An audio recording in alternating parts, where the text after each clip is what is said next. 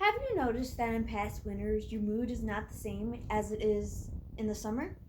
Your mood can depend on how much time you spend outdoors.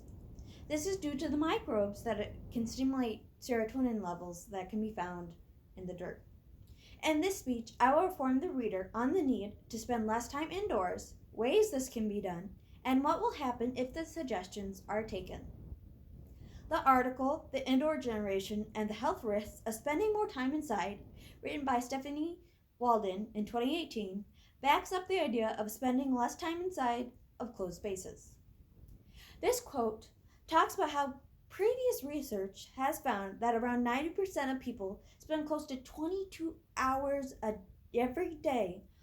1 in 6 respondents to YouGov survey too admitted that they practically never go outside, spending up 24 hours a day indoors. Here the writer talks about how perspective on what's real and what's not real in terms of how many hours they spend indoors is hugely misinterpreted. Yielded upon us is another fact that indoor lighting levels are around 300 to 500 lux, which is enough light to go about your daily routine, but not enough to regulate biological rhythms requiring a minimum of 1000 lux.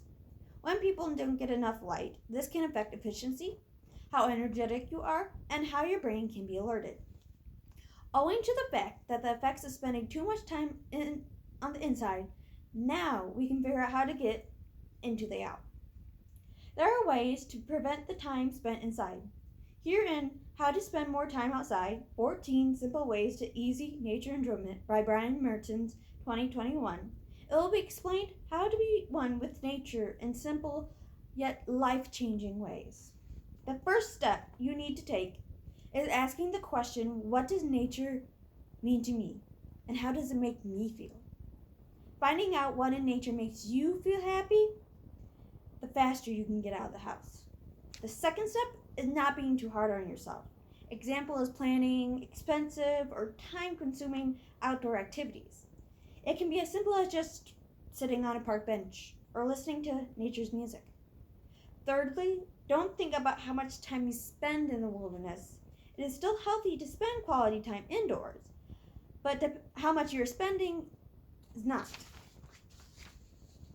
Being in the wild has more of an impact on your body. If you spend it, think about the beauty, tranquility, and calmness of nature, not how much time you may be spent trampling through the woods.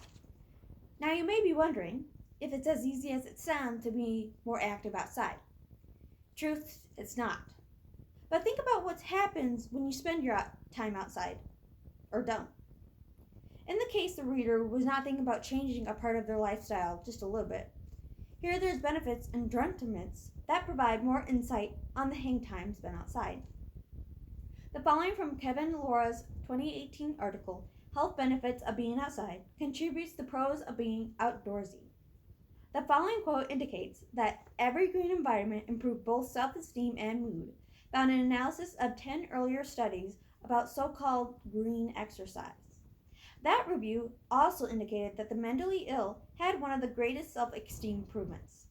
This method is not a cure-all for mental health problems, but it can indeed subside the symptoms. This quote reveals that studies in Japan where Shinrin-yoku, or forest bathing, is considered a form of preventative medicine, have also found that areas with greater forest coverage have lower mortality rates from a wide variety of cancers. Though this practice has not necessarily been proven or suggested, it is currently being experimented on to help the creation of anti-cancer proteins that may help prevent or alleviate cancer rates. Now we will discuss some of the cons arranged by Smith, Hunt, and Tang's 2020 article. What if you never went outside again? Here they tell us that without that production, though, your vitamin D levels will start to drop. And if you don't do anything to counter this decrease, you might find yourself losing strength or getting depressed, while your bones gradually become weaker. Vitamin D is also important for regulating your immune system, so you could be at higher risk of catching illnesses, too. This, as it can be seen, is an exaggerated idea, but is relevant today due to the fact that as technology advances, the want and need to go outside will drop. More inside time can lead to vitamin D deficiency that can be seen in most people of today. Again, delivered to us is lower levels of vitamin D could put you at higher risk for developing heart disease or strokes, plus increased risk of cancer, fractured bones, and serious tooth decay. Years down the road, you might feel some pain, specifically in your bones, your hips. You could even have difficulty walking, finding yourself waddling or swaying precariously. Again, these repercussions are the most severe, but the spiral rise in indoor time will make these happen more sooner than later to today's world. The understanding of being homebodies, how to transition to be more nature oriented, and what this can do for one's health is now enlightened upon you and can be applied. Please, for the sake of yourself and nature, spend more time enjoying it and appreciating its time and beauty. Thank you.